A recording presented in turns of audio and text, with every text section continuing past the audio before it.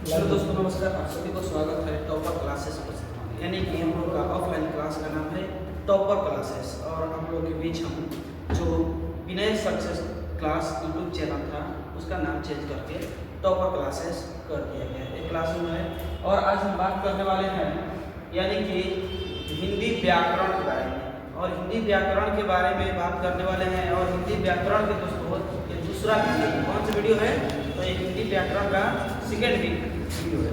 ठीक है, तो सबसे पहले आप चलेंगे संज्ञा से। कहाँ से चलेंगे? स्टार्ट करेंगे संज्ञा से। कहाँ से? संज्ञा यानी कि नाउन। आज पढ़ेंगे संज्ञा यानी कि नाउन। ठीक है, तो संज्ञा क्या है, संज्ञा के कितने भेद होते हैं और संज्ञा के बारे में जानकारी अर्जित करेंगे हम लोग आज की वीडियो में। ठीक है दोस्तों, तो ध्यान दिया जाए।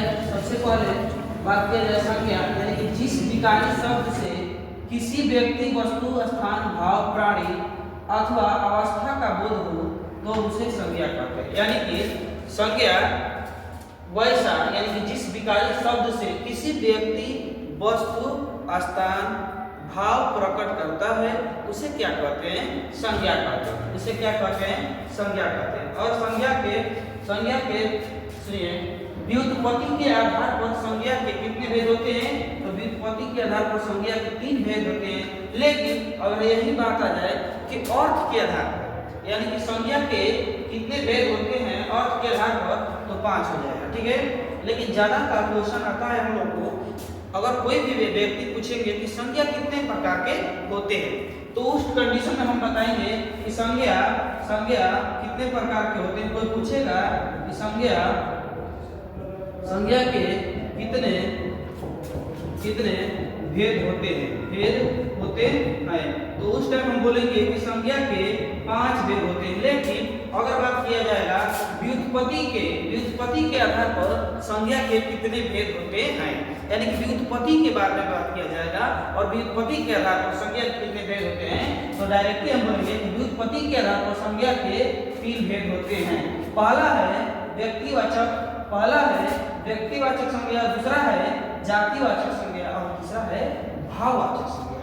समझा जाए, पहला है व्युत्पत्ति के आधार पर संज्ञा के 3 भेद होते हैं। पहला है व्यक्तिवाचक संज्ञा, दूसरा है जातिवाचक संज्ञा और तीसरा है भाववाचक संज्ञा। और व्यक्तिवाचक संज्ञा, जातिवाचक संज्ञा, भाववाचक संज्ञा। ठीक है, तो याद रखिएगा व्युत्पत्ति के आधार पर, किसके आधार पर? व्युत्पत्ति के आधार पर संज्ञा के 3 प्रकार होते हैं, 3 भेद होते हैं, व्यक्तिवाचक, जातिवाचक और भाववाचक संज्ञा। ठीक है, अब आगे आए कि अर्थ के आधार पर, किस चीज के आधार पर? अर्थ के आधार पर संज्ञा के कितने भेद होते हैं, तो अर्थ के आधार पर संज्ञा के 5 भेद होते हैं। कितने भेद होते हैं? 5 भेद होते हैं दोस्तों। कितने भेद? 5 भेद। और पांचों भेद में से पहला भेद क्या है, तो याद रखिए कि पहला है, क्या है पहला? व्यक्तिवाचक संज्ञा। पहला है व्यक्तिवाचक संज्ञा, दूसरा है जातिवाचक संज्ञा और तीसरा नंबर है भाववाचक संज्ञा। ठीक है, और चौथा नंबर है द्रव्यवाचक संज्ञा। क्या है? द्रव्यवाचक संज्ञा। और 5वां नंबर है समूहवाचक। क्या है? समूहवाचक संज्ञा। 5वां है समूहवाचक संज्ञा। तो देखा जाएगा अर्थ के आधार पर संज्ञा के कितने भेद होते हैं, तो 5 होते हैं। पहला व्यक्तिवाचक, दूसरा जातिवाचक संज्ञा और तीसरा हो जाएगा भाववाचक संज्ञा, चौथा द्रव्यवाचक संज्ञा और 5वां नंबर समूहवाचक संज्ञा। ठीक है, हमें इस बात को जानकारी है कि संज्ञा व्युत्पत्ति के आधार पर 3 प्रकार के होते हैं, लेकिन अर्थ के आधार पर, किस चीज के आधार पर? अर्थ के आधार पर 5 प्रकार के होते हैं। लेकिन इसका नोट है, यानी कि थोड़ा सा ध्यान दिया जाए नोट पर। किस चीज पर? नोट पर ध्यान दिया जाए कि समूहवाचक संज्ञा व द्रव्यवाचक संज्ञा जातिवाचक संज्ञा के ही भेद हैं। यानी कि समूहवाचक संज्ञा और द्रव्यवाचक संज्ञा, ये दोनों संज्ञा जातिवाचक संज्ञा क्या है? भेद है। याद रखिएगा कि समूहवाचक संज्ञा और द्रव्यवाचक संज्ञा, जातिवाचक संज्ञा के क्या होते हैं, भेद माने जाते हैं। क्या माने जाते हैं, भेद माने जाते हैं दोस्तों। तो सबसे पहले मेरा पहला क्वेश्चन आएगा कि व्यक्तिवाचक संज्ञा क्या है, यानी कि व्यक्तिवाचक संज्ञा क्या है। पहला क्वेश्चन आएगा कि व्यक्तिवाचक संज्ञा क्या है, इसके बारे में हम लोग को जानकारी लेना है। तो सबसे पहले देखेंगे जिस शब्द से, यानी कि जिस शब्द से किसी एक ही व्यक्ति या वस्तु, यानी कि जिस शब्द से किसी एक ही व्यक्ति या वस्तु का बोध हो उसे व्यक्तिवाचक संज्ञा कहते हैं। यानी कि बोला है कि जिस शब्द से किसी एक ही व्यक्ति वस्तु का बोध हो उसे व्यक्तिवाचक संज्ञा कहते हैं। ठीक है, तो ध्यान दिया जाए व्यक्तिवाचक संज्ञाओं का पहचान निम्न आधार पर किया जाता है। यानी व्यक्तिवाचक संज्ञाओं के पहचान निम्न आधार पर किया जाता है। पहचान यानी कि व्यक्तिवाचक संज्ञा के जैसे, ठीक है, एग्जाम्पल। अब देखिए सबसे पहला है कि व्यक्तिवाचक में व्यक्तियों का नाम, व्यक्तिवाचक में संज्ञाओं के निम्न पहचान होते हैं। तो पहला पहचान क्या है कि व्यक्तियों का नाम, कोई व्यक्ति का नाम बताइए। दूसरा है कि दिशाओं का नाम बताइए, किस किसी का, दिशाओं का नाम बताइए। और तीसरा है नदियों का नाम बताइए, किस चीज का, नदियों का नाम बताइए। और चौथा है पर्वतों का नाम बताइए, किस चीज का, पर्वतों का नाम बताइए। और 5 नंबर नदियों का नाम और पर्वतों का नाम। और अगला है 5 नंबर शहर का नाम, यानी कि जहां पर शहरों का नाम है। अगला है राज्य का नाम, देशों का नाम और पुस्तकों का नाम, पत्र पत्रिकाओं का नाम। अब ध्यान दिया जाए, इसका मतलब अभी समझ में नहीं आया होगा, लेकिन पता चलेगा कि अब पता चलेगा कि समझ में आएगा।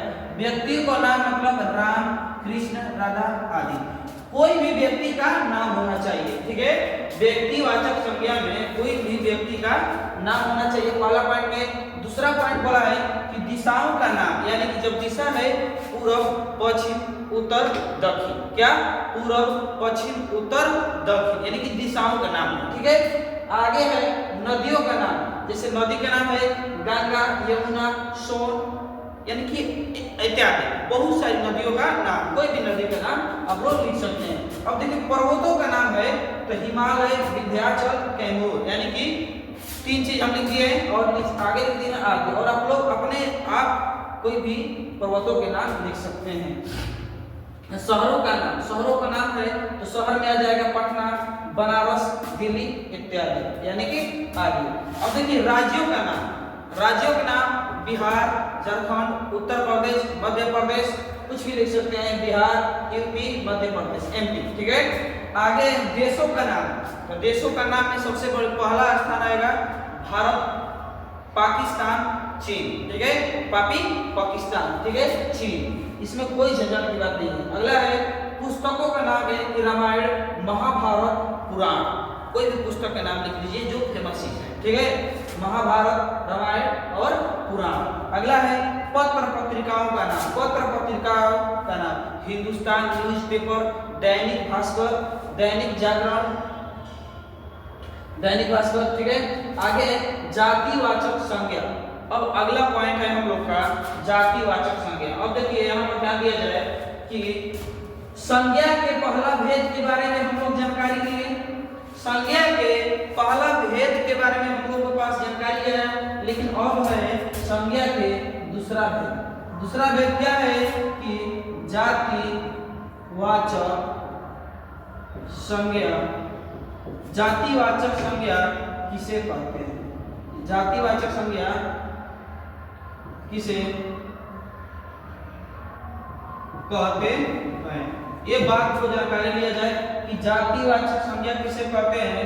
तो ध्यान दिया जाए जातिवाचक संज्ञा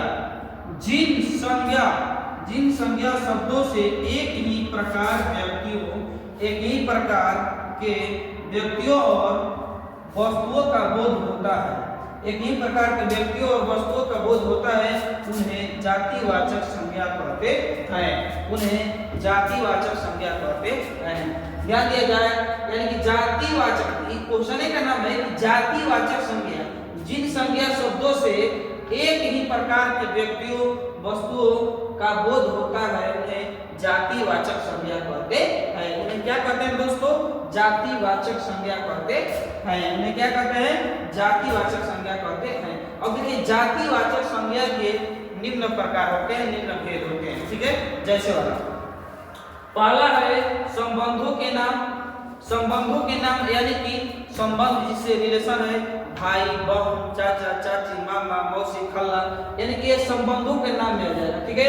अगला है दूसरा पदों के नाम। पद के नाम में प्रधानमंत्री एक पद है, राष्ट्रपति एक पद है, मुख्यमंत्री पद है, दरोगा पद है, ठीक है। और तीसरा है काम काज और व्यवसाय का नाम, यानी कि काम काज, अपना काम काज, व्यवसाय का नाम, जैसे डॉक्टर जी, शिक्षक जी यानी कि गुरु जी, और मोची, दर्जी, हलवाई, अपना कार्य काज है, ठीक है। अगला है जगहों के नाम, यानी कि चौराहा, गली, रोड, मैदान, ठीक है। चौराहा, गली, रोड और मैदान।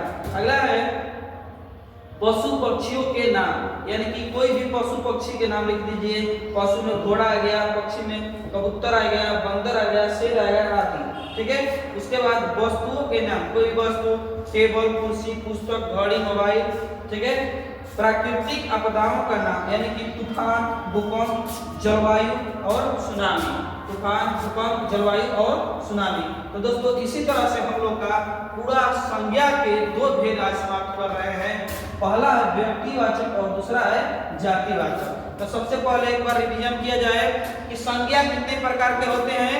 व्युत्पत्ति के आधार पर संज्ञा 3 प्रकार के होते हैं, और अर्थ के आधार पर संज्ञा 5 प्रकार के हैं। और अर्थ के आधार पर संज्ञा कितने प्रकार के होते हैं? 5 प्रकार के होते हैं। पहला है व्यक्तिवाचक संज्ञा, दूसरा है जातिवाचक संज्ञा, और तीसरा है भाववाचक संज्ञा, चौथा है द्रव्यवाचक संज्ञा, और पांचवा क्या है? समूहवाचक संज्ञा। लेकिन समूहवाचक, द्रव्यवाचक संज्ञा जातिवाचक संज्ञा के भेद में माने जाते हैं। समूहवाचक संज्ञा और द्रव्यवाचक संज्ञा किसके भेद में माने जाते हैं? जातिवाचक संज्ञा के भेद में माने जाते हैं, ठीक है। तो व्यक्तिवाचक संज्ञा आज समाप्त हुआ, जातिवाचक संज्ञा समाप्त हुआ। अगला क्वेश्चन चलेगा कि भाववाचक संज्ञा किसे कहते हैं? किसे कहते हैं अगला क्लास में हम लोग देखेंगे। तो आप लोग इस चैनल को बिल्कुल बहुत बेहतरीन तरीका से शेयर कीजिए और लाइक कमेंट सब्सक्राइब ठोकिए। जय हिंद, जय भारत, लव यू दोस्तों।